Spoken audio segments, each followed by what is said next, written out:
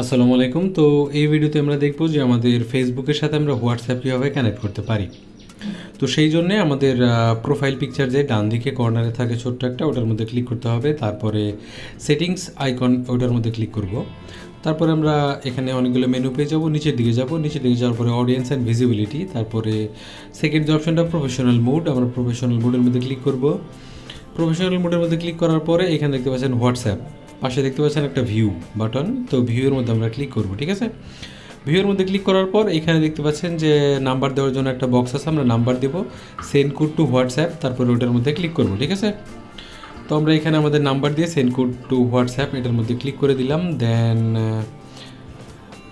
আমাদের এখানে কোড চলে আসবে উপরে। আমাদের আমি যদি উপর থেকে নিচে নামাই তাহলে দেখতে পারবেন যে আমার একটা কোড চলে আসছে।